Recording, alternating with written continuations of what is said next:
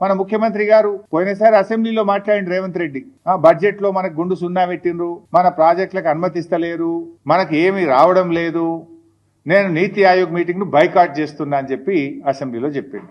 అందుకే నిర్దిష్టంగా విస్పష్టంగా తెలంగాణ రాష్ట్ర ప్రభుత్వం కేంద్ర ప్రభుత్వానికి నిరసన తెలుపదలుచుకున్నది. నిరసనలో మొదటి భాగంగా 27 తారీఖు నాడు జరగబోయే ప్రధానమంత్రి నేతృత్వంలో జరిగే నీతి ఆయోగ్ సమావేశాన్ని తెలంగాణ రాష్ట్ర ప్రభుత్వం తెలంగాణ ముఖ్యమంత్రిగా బహిష్కరిస్తున్నాం. ఇది మా స్పష్టమైన నిర్ణయం అధ్యక్ష. ఏమిచ్చిండ్రు? నువ్వు కడతామన్న మూసీ సుందరీకరణకు ఇదివరకు డిఫెన్స్ ల్యాండ్ రాలే, మూసీ సుందరీకరణ ప్రాజెక్టుకు ఇప్పటికీ అదేది వరల్డ్ బ్యాంక్ నుంచి అప్పు తెస్తామంటే ఫైల్ రిటర్న్ కొట్టిండ్రు.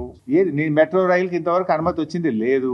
నువ్వు ఆ రోజు బడ్జెట్ లో అయితే గుండు సున్నా, నువ్వే నీతి ఆయోగ్ మీటింగ్ బహిష్కరిస్తా అన్నాడు. మరి నిన్న నేను పొద్దుగాలనే అందరికంటే ముందు పోయి కూర్చున్నాడు. నేను నీతి ఆయోగ్ మీటింగ్ లా అందరికంటే ముందు పోయి రేవంత్ రెడ్డి రాత్రే పోయిండు, పొద్దుగాల ఫస్ట్ కూర్చున్నాడు, మంచి రాముడు మంచి బాలు లెక్క కూర్చున్నాడు. నేను అనుకున్నా దీని గురించి మాట్లాడతాడేమో, ఈ గోదావరి బంకచెర్ల ప్రాజెక్టును గట్టిగా ఎదిరించడానికే పోయిండేమో, నిలదీయడానికే పోయిండేమో ప్రధానమంత్రిని అని నేను అనుకున్నా. కానీ చూస్తే అసలు ఈ ప్రాజెక్టు గురించి మాట్లాడిన సందర్భం కూడా లేదు. ప్రధానమంత్రిని వ్యక్తిగతంగా కలిసి కూడా ప్రెస్ నోట్ రిలీజ్ చేస్తే దీని మీద మాట్లాడిన పరిస్థితి లేదు.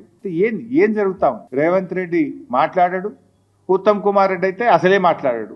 ఏం చేస్తున్నట్టు? నీటిపారుదల శాఖ మంత్రి ఏం చేస్తున్నట్టు, ముఖ్యమంత్రి ఏం చేస్తున్నట్టు? ఈ రాష్ట్రానికి ఇంత తీవ్రమని నష్టం జరగబోతా ఉంటే ఎందుకు స్పందించరు?